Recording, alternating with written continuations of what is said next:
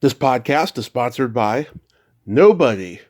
Hey dudes, welcome to Splat from the Past, the only 80s themed horror and sci-fi show where things can get totally radical.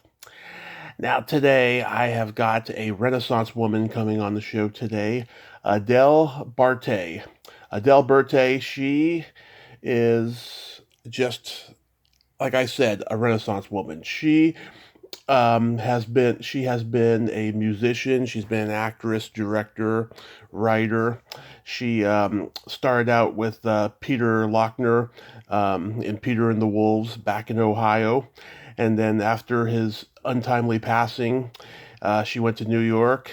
She became a protege of Brian Eno, and then she got involved with James Chance and the Contortions. That album "By" is just fantastic. He was just a wonderful sax player, and then she went solo. She recorded lots of solo stuff. She duetted with Pulse for the song Showdown on the Fast Forward soundtrack.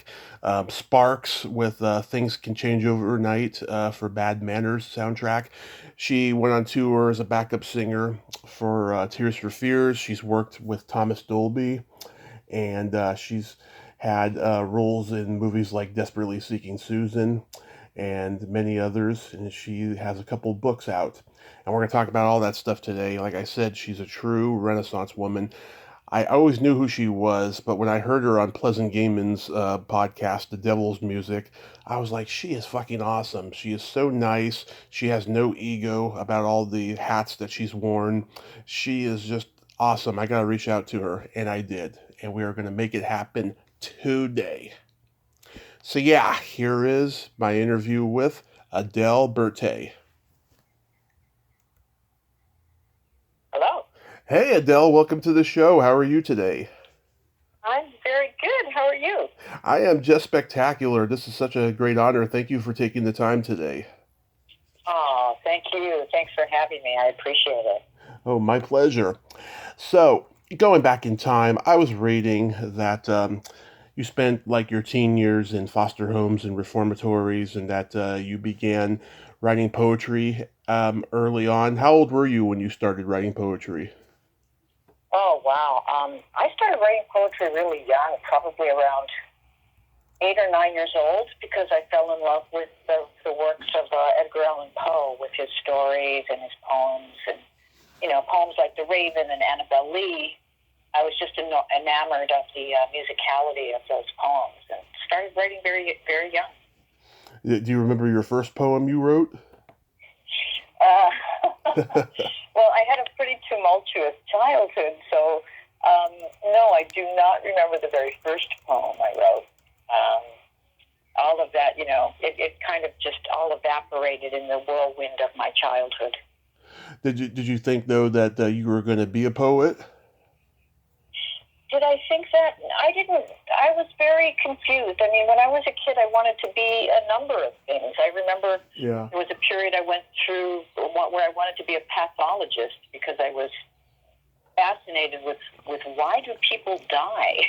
Why does life have to end? And pathology, and I would sit and make, incredibly intricate drawings of the human body based on the encyclopedia illustrations I saw.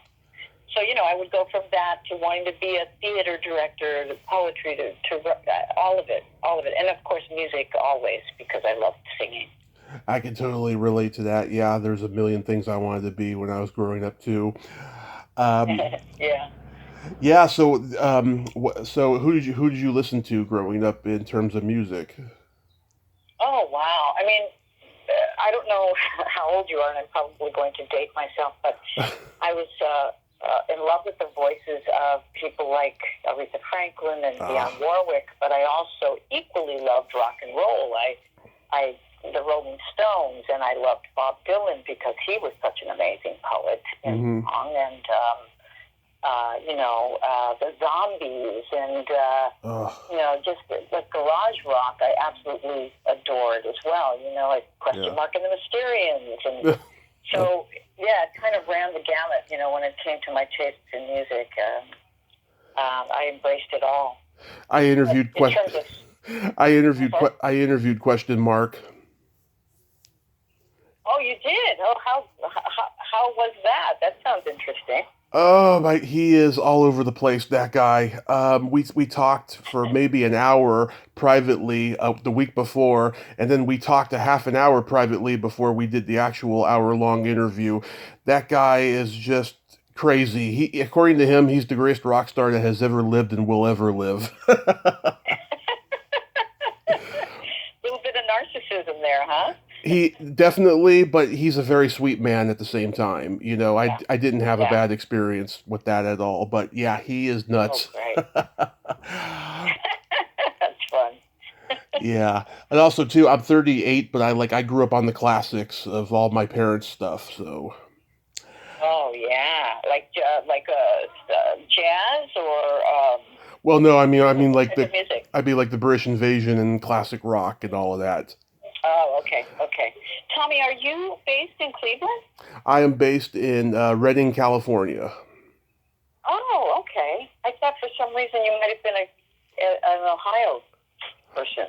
I've never even been to Ohio, but I respect people who are from Ohio, definitely. So, do you remember the first album you ever bought?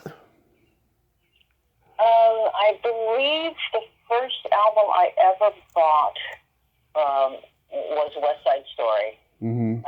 Because my aunt took me to see the movie with my mother, and I was so blown away by the music and the dancing. I just thought it was extraordinary, and would beg and beg to have that record, and they got it for me. And my mother and I would like act out the parts and dance around.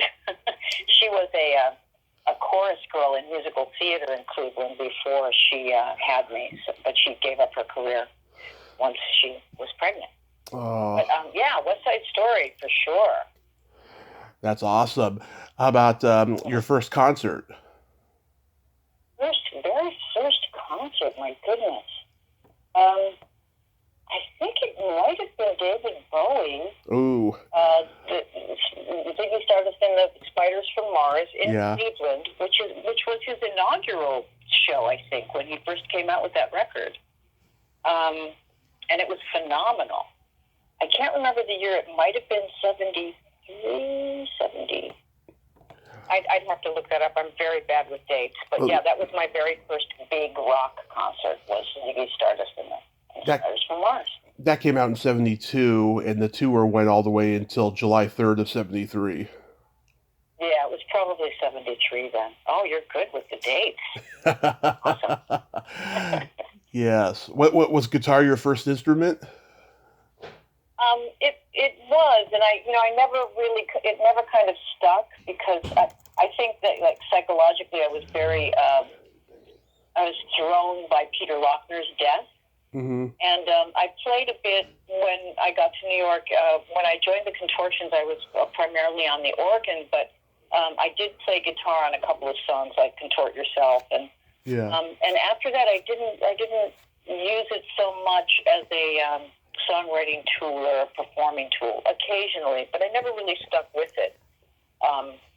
Yeah, I was primarily on the organ, although I never played the organ traditionally. That's for sure. Yeah. It was a very cacophonous, interesting band, the Contortions. Did your mom try to encourage you to get into dancing? Not really. My mother was schizophrenic, and it was a very challenging life with her for many years there. She didn't encourage me in much. I think she was kind of involved in her own world most of the time, which happens with schizophrenia. Yeah. So I was more encouraged by singing gospel in a reformatory called Blossom Hill, School for Girls in Brecksville, Ohio. And also I was in another school called Mary Crest, which was a Catholic school for wayward girls, and the nuns would make me sing songs from musicals like Oliver and things like that. So the encouragement came not from my own family. So when do you meet Peter Laughner? I met Peter in 1975.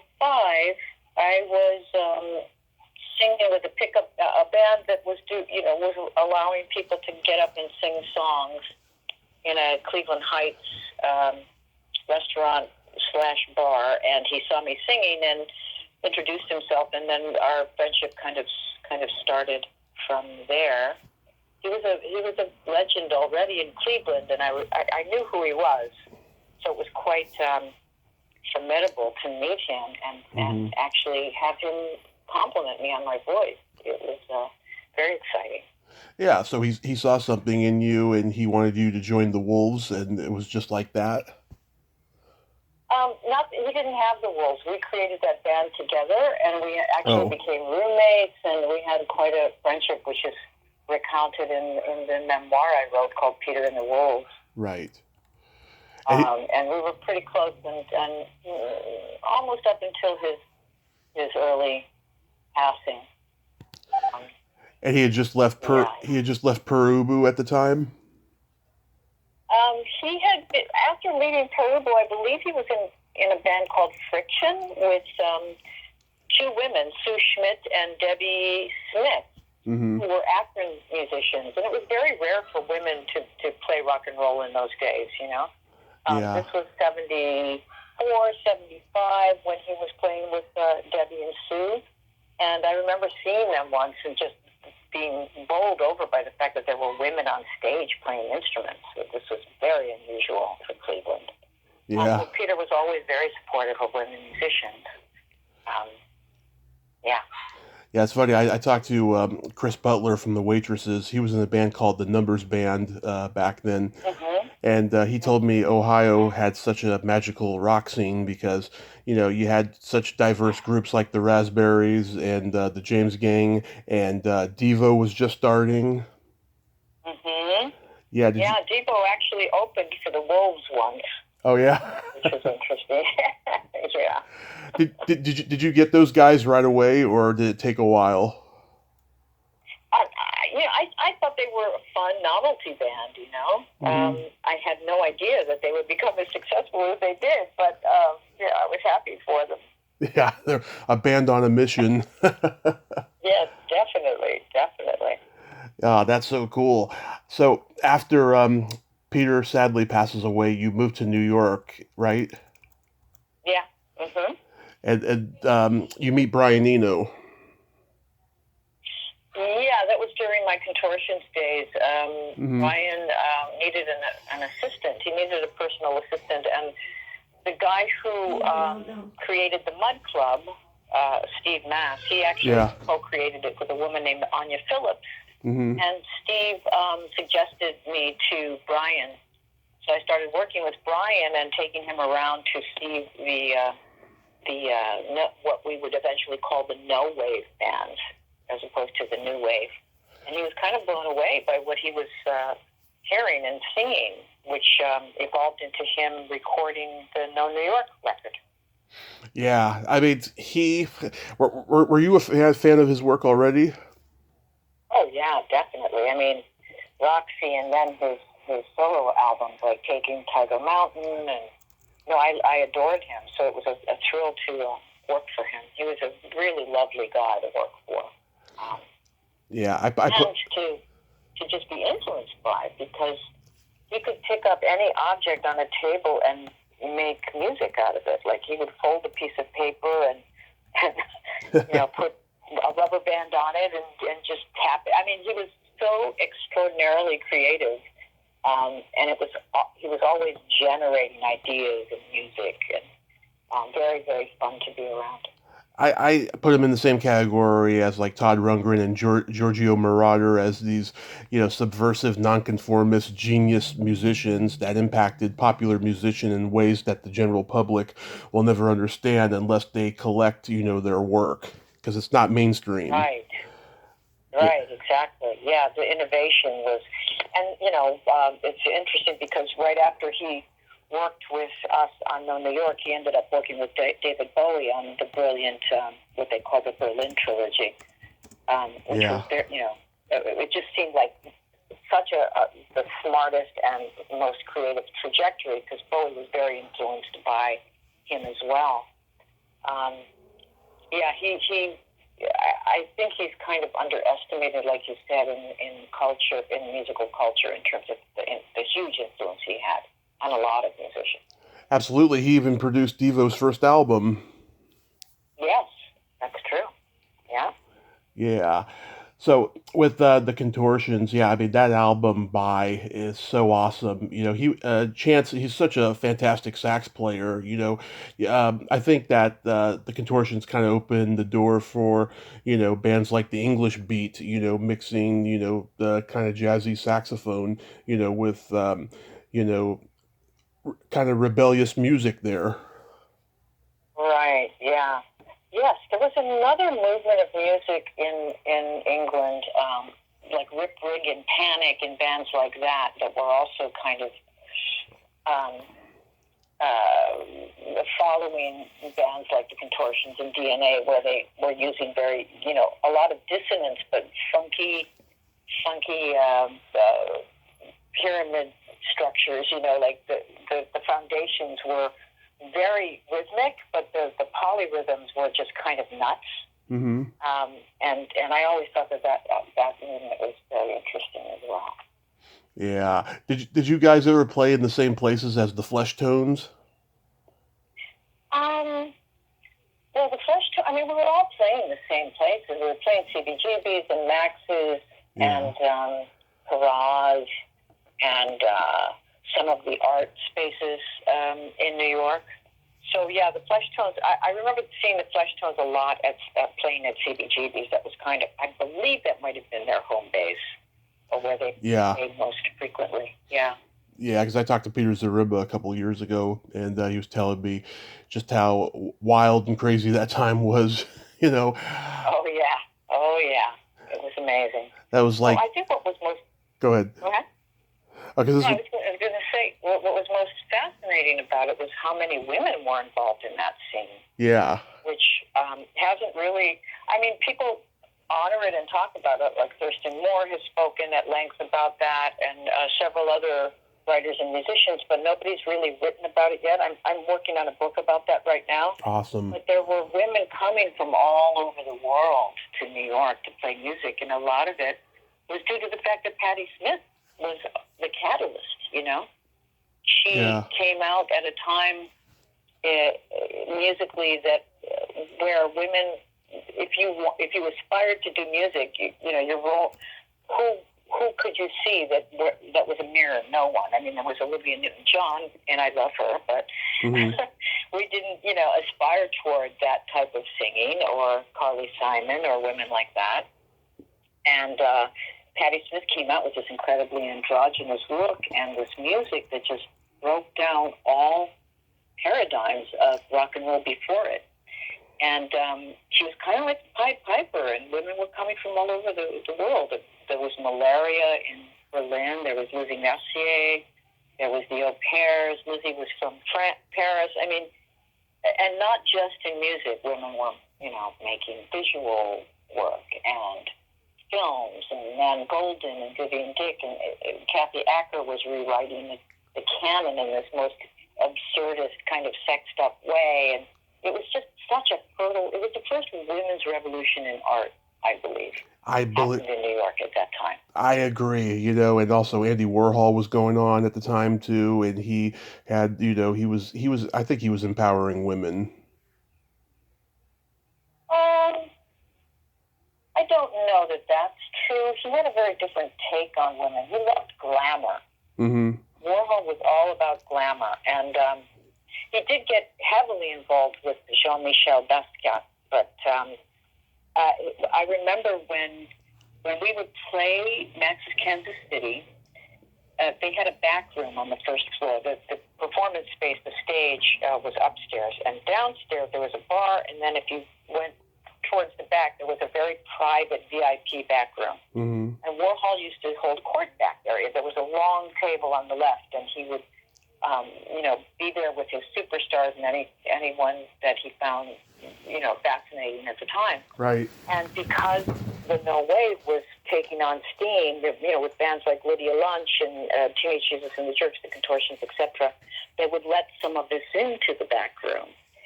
And Lydia and I, who is still a great friend of mine and such an iconoclastic and polarizing character, she and I would throw spitballs at Warhol and his glam team because we thought of them as passé. They were like the established kind of moneyed artists, and we were the scruffy noisemakers who wanted to rip it all apart, Mm-hmm. Yeah.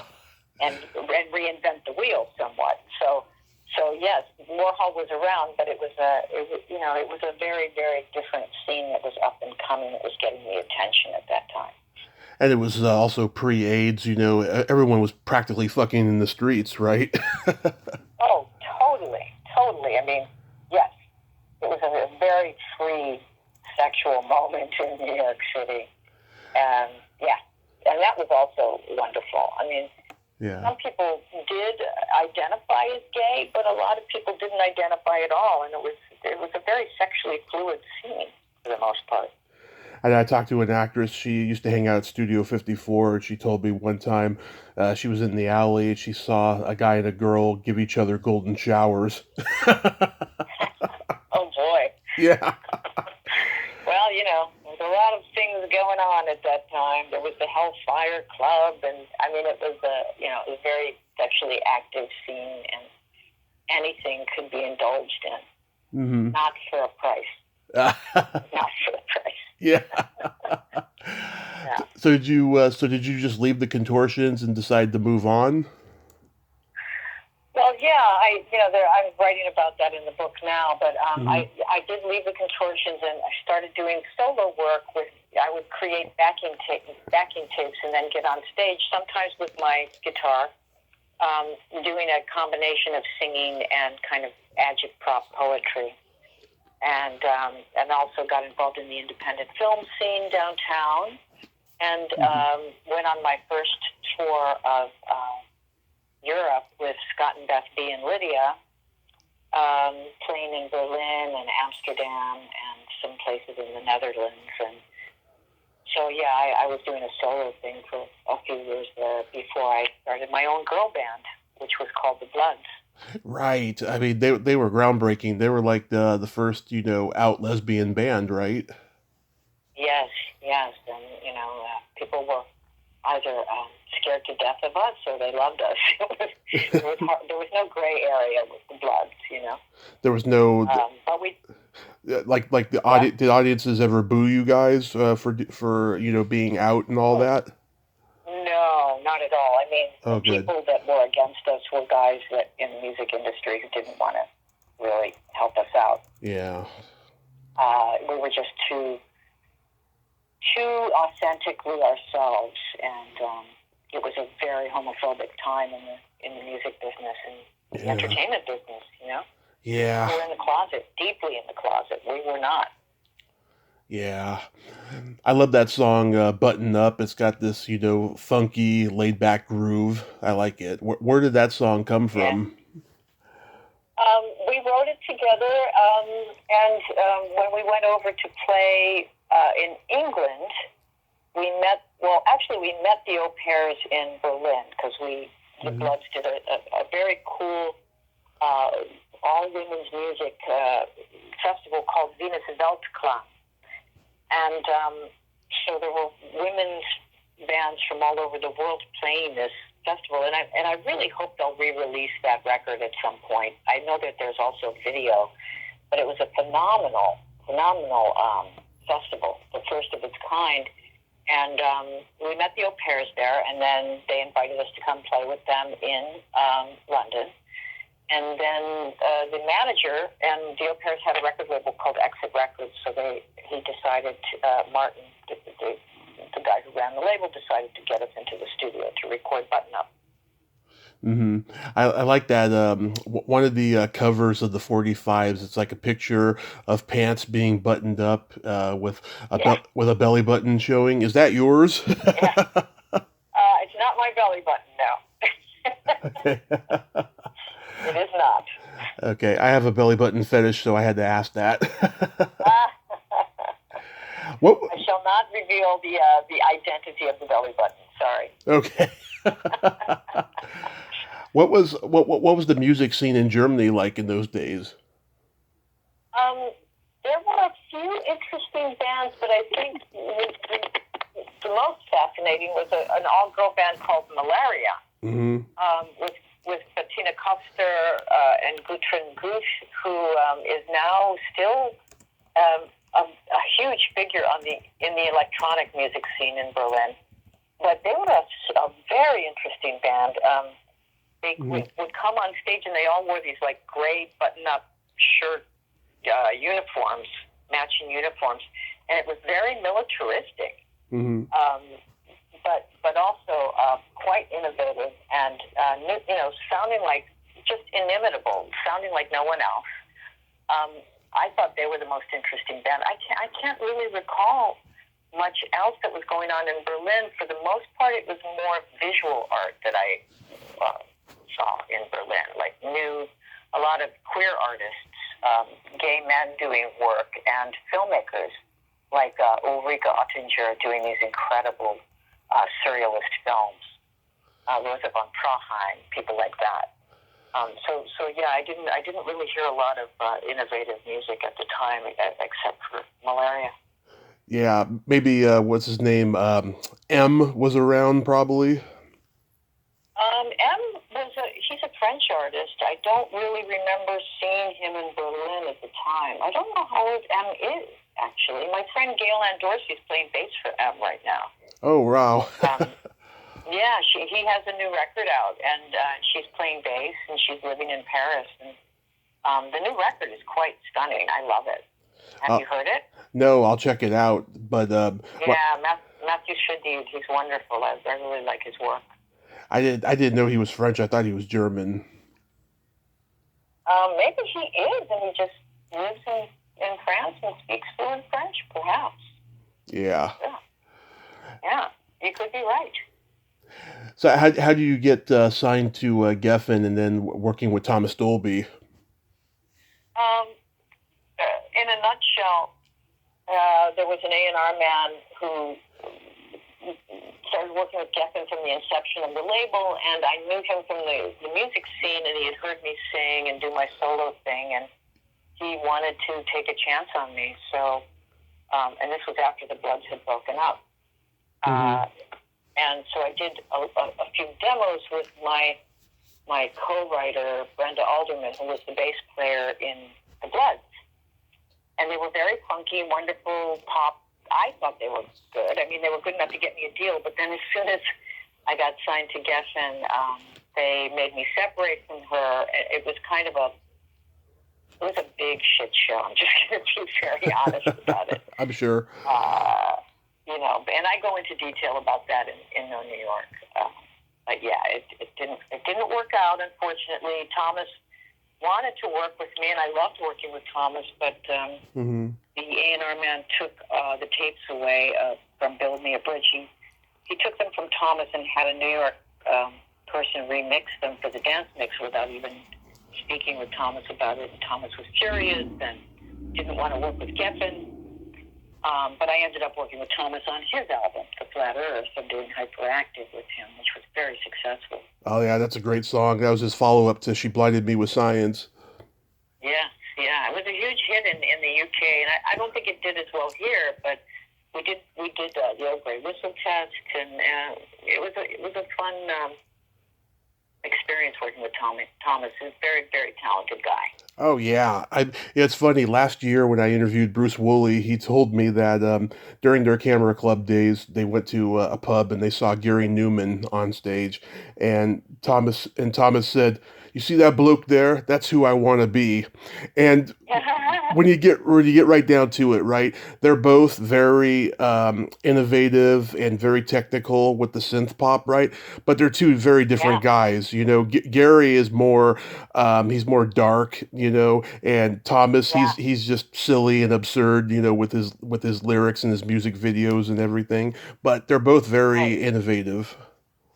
Oh, totally. totally. And by the way, I just have to say, Yeah. I am a huge fan of Gary Newman. Yeah. I went to see him a couple of years ago, and I was blown away by his performance chops, by the music. Everything was just amazing.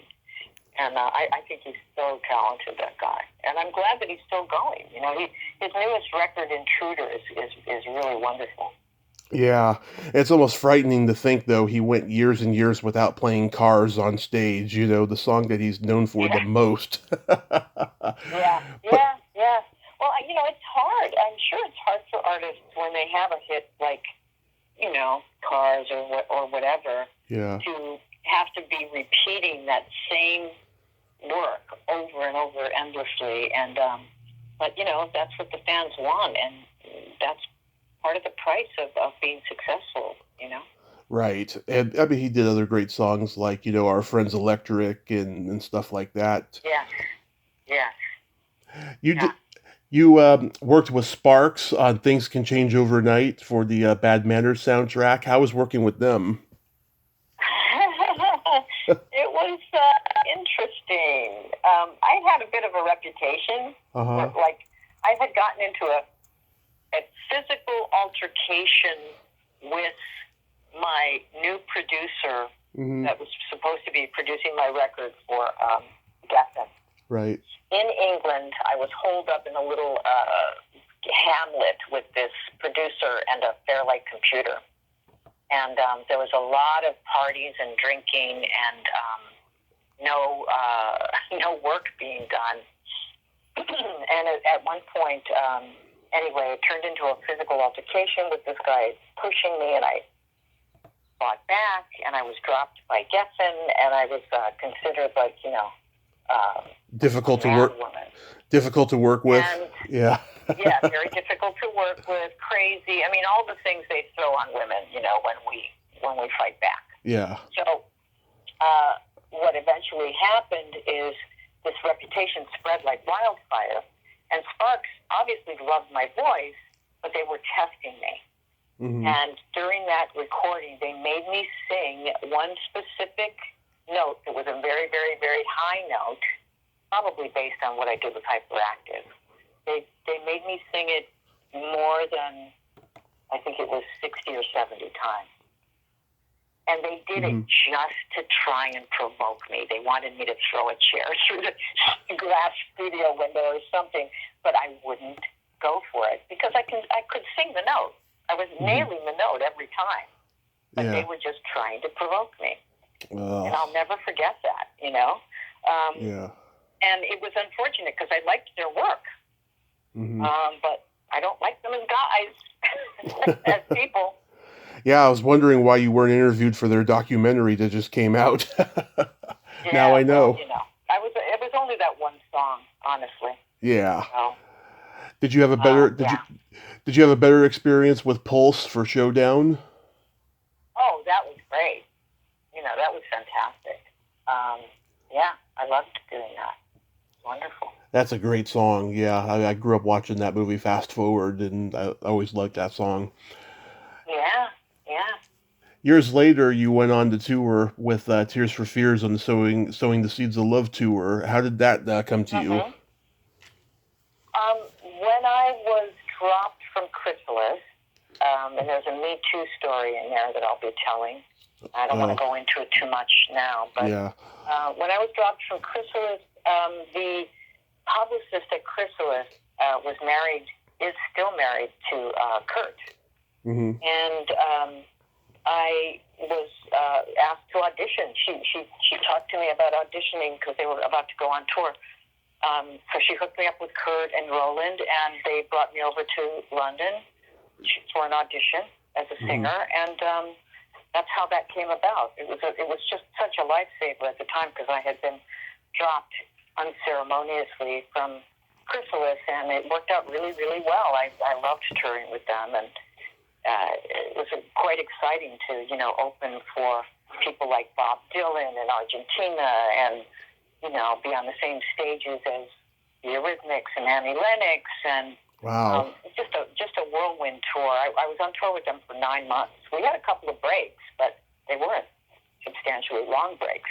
So Mm-hmm. it was a great experience to see the world from the top, so to speak, of the rock hierarchy. To stay in beautiful hotels and Mm-hmm. in Venice, Italy, with 5 days off, and it's just extraordinary. And the music was. I mean, I love Tears for Fears music. Oh yeah. The new record is actually great too.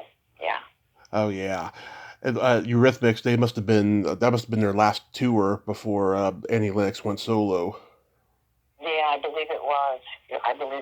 Yeah. And was it? Yeah, we opened for some great people. I mean, we played on the same stages as great. Debbie Harry was doing her solo record at the time, and she opened for us on the American leg of the tour. Mm-hmm. So I also got to sing on stage with Debbie because I had sung backing vocals on her first solo record. Nice. Yeah. What's she like to work with? Oh, she's lovely. Debbie Harry is just an extraordinarily lovely person, and she's cool to hang out with. Oh, that's awesome. So you mentioned before you got into the independent film scene in New York. So what made you get into that with acting and directing? Well, I was acting more so. I didn't direct in those days. I was Yeah. acting. Well, a little background on the scene. Independent filmmakers, downtown filmmakers, were collaborating with musicians, and musicians were collaborating with writers, and there was all this brilliant cross collaboration going on. Mm-hmm. Like, for instance, when Scott and Beth B, I did a film with them called The Offenders, where I played the lead, and everybody downtown was in that film. Lydia was in it. Mm-hmm. Phillips from the Bush Tetras were in it. John Lurie. I mean, it was everybody downtown collaborating. And we would go on stage at Max's and play music to raise the money so that Scott and Bethby could do the next installment of the film. So we were all collaborating that way, and it was so much fun because, you never knew what someone was going to ask you to participate in creatively. Yeah. And so it was a kind of a natural progression just to be in films as well as, write poetry and do music and all of it. And, it was different. The New York scene was very different that way than the London punk scene and more akin really to the Berlin scene, because Berlin people were doing that as well, the cross collaboration. Mm-hmm.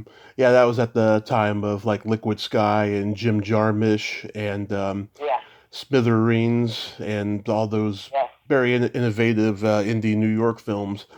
When you were playing the lead in The Offenders, were you under a lot of pressure to do that because you had never done it before? Not really. Everybody felt so free and so confident and so comfortable. I think a lot of it had to do with the economy as well, because the economy of New York was so busted at that point. It was basically bankrupt, and it looked like, parts of the Lower East Side looked like Warsaw after the bombing. I mean, it was so easy to live on a dime in New York City at that. I remember renting an apartment for $50 a month. Sorry about that. Yeah, silence that.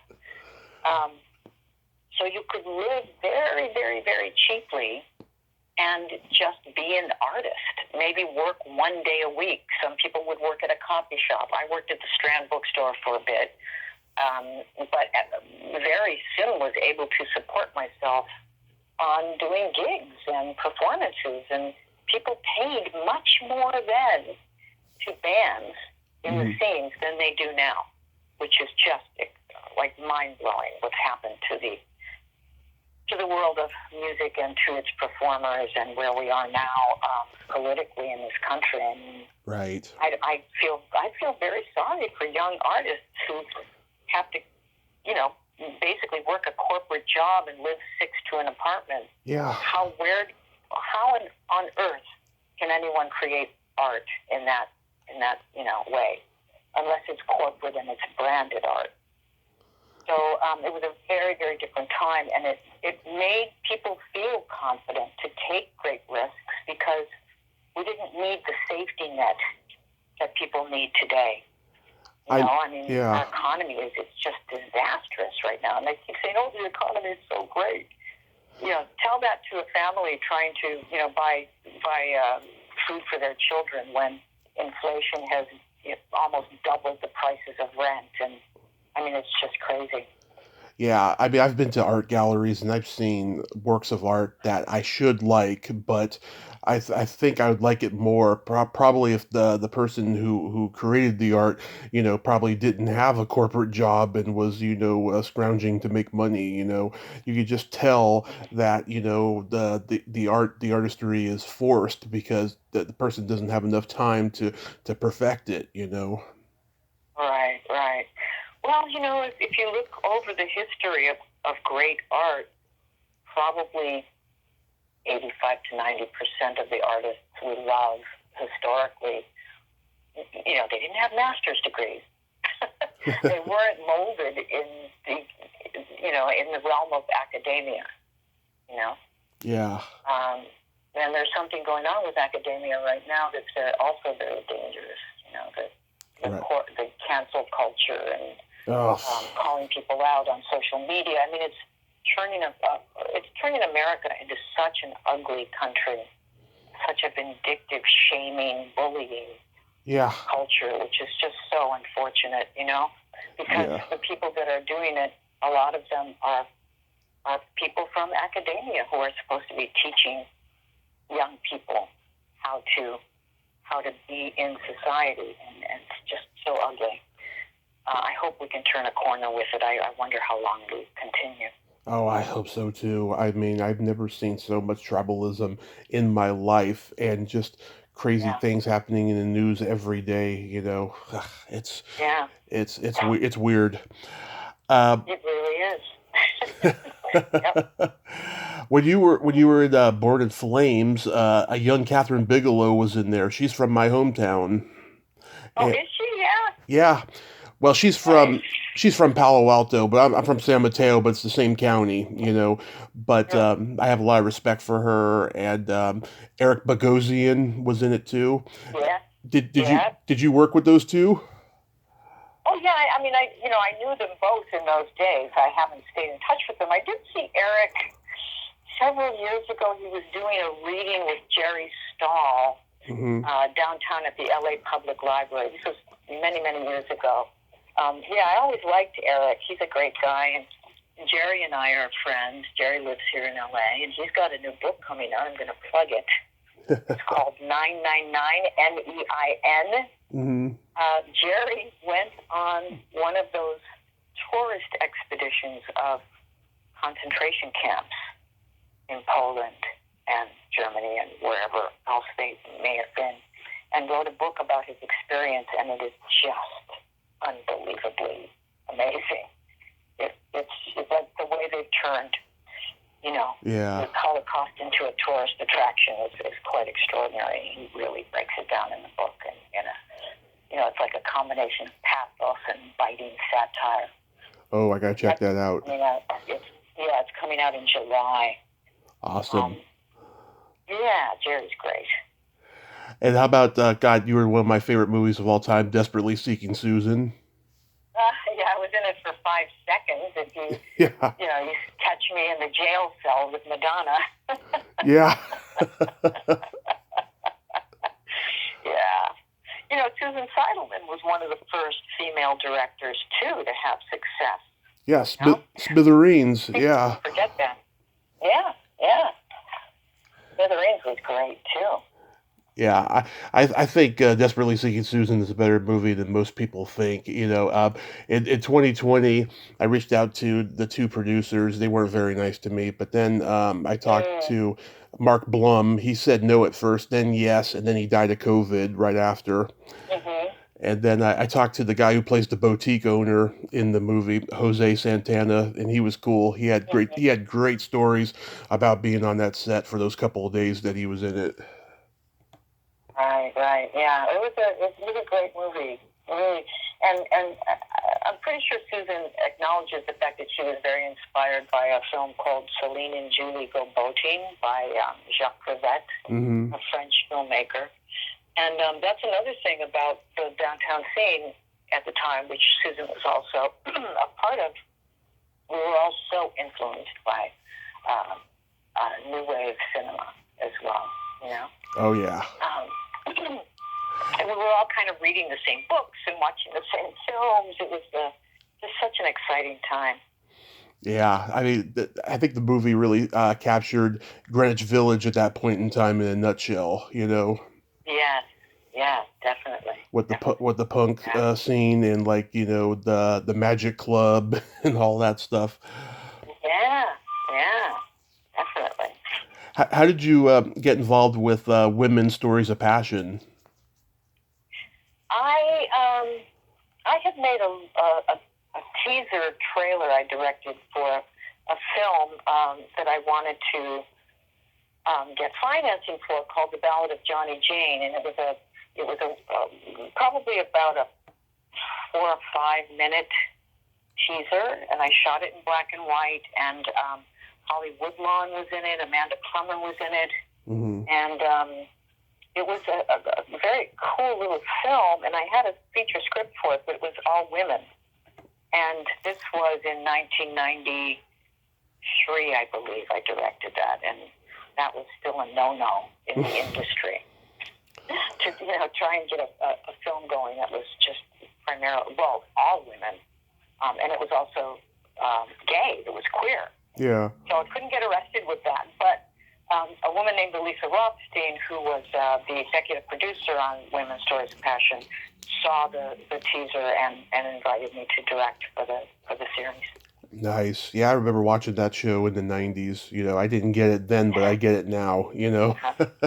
Yeah. Yeah. So the two books you've written, have they been well received? Very well received. I mean, Mm-hmm. Peter and the Wolves did extremely well. I'm still getting, sales on it and people talking about it, and the Why LaBelle Matters book actually got nominated for a Lambda Literary Award. It's a finalist, and they're going to be announcing those awards in June. And I had wonderful, I feel so grateful for the people that gave me blurbs for both books, from Mm-hmm. the director Mary Herron to Nikki Giovanni and Greg Tate and just wonderful people, Jerry Stahl. Mm-hmm. So that really helped push the books as well. Yeah. So you've always been a big fan of Patti LaBelle. That's why you wrote that book? Actually, no. I mean, as much as I love Patti LaBelle, I wrote the book because the trio of LaBelle Mm-hmm. that came out with Lady Marmalade in 1975, Nona Hendrix, Sarah Dash, and Patti, Mm-hmm. were really an incendiary force for black women at the time, for women everywhere. Mm-hmm. And what happened is, because after they broke up and Patti kept the surname LaBelle, Yeah. people it's almost like the trio was erased. And I know their history. I know the music they made. I know, because I've always loved the trio from the inception of when they were a girl group, Patti LaBelle and the Bluebells. And I thought, well, this is bad. I mean, every time I would mention LaBelle to someone, they'd say, "Oh, Patti LaBelle." And I said, no, it's a trio. Nona Hendrix wrote so much of their material, and she was such a force. And I mean, these were women that came out in spacesuits in 1975. Mm-hmm. They were descending from wires on stages, at the Metropolitan Opera House. I mean, they were a phenomenon, and they broke all the rules. They were Afrofuturists. They kind of sang the aria of Afrofuturism, and yet no one was really talking about them. And they had a profound effect on me as a singer and entertainer, wanting to pursue that career. Mm-hmm. So I felt like I had to I wanted to make people aware of their importance and what they did along, the however many years they were together. I think they were together for more than 12, 13 years. Mm-hmm. And, hopefully I succeeded a bit. And there's other writers who have been acknowledging them in the past couple of years as well, mostly in compilations about Black women in music, which is great. Yeah, did Patti LaBelle read the book or contact you? I don't know if Patti read the book. She's very hard to get a hold of. Nona and Sarah both really loved the book, but Patti and Sarah Dash died, unfortunately, recently, and I'm so happy that I was able to talk with her and befriend her, and that she liked the book before she passed away, Yeah. She was such a lovely woman, and so talented. But Nona and Sarah, yes. Patti, I could never get a hold of. I hope she liked it. Maybe I'll find out one day. I hope so. Yeah, that would be great. So you mentioned the book that you're working on now. Is there anything else you're working on? Yes. Twist is a memoir about my childhood and growing up in Cleveland. Mm-hmm. That book is scheduled to be released in the spring of 2023 by a company called Z Books. And Z Books is one half of Z Records was a guy named Michael Zilka. Mm-hmm. And Michael has a publishing company now, and he's published such authors as Nick Flynn and Mary Gateskill. And my book will be coming out on Z Books. So I'm excited about that. And then hopefully it'll be followed by No New York. Awesome. You're keeping busy writing. You write every day? Pretty much, yeah. I'm also, hey, listen, I'm in the Act 3 here. Yeah. I'm trying to get a major count. But, I'm also doing music again, which is really fun because I missed it. Oh, are you performing live at all? I won't be until 2023, but I'm working on recording new music right now. So hopefully I'll have something released around the same time as the book. Oh, awesome. You can come back on and promote that. Thank you so much. Thanks. Of course. So I have a joke for you. Okay. What do you call a boy that doesn't masturbate? What? A liar. Okay, Tommy. Adele, you have been just awesome. Thank you so much for coming on today. You're just an inspiration and amazing. Oh, you're so welcome, Tommy. It's been a joy, and I hope to speak to you again in the future. I would love that. Yes. So continue working hard and be safe out there and keep on rocking. Oh, thanks. And you too, Tommy. Take care. Thank you so much. Bye-bye. Bye-bye.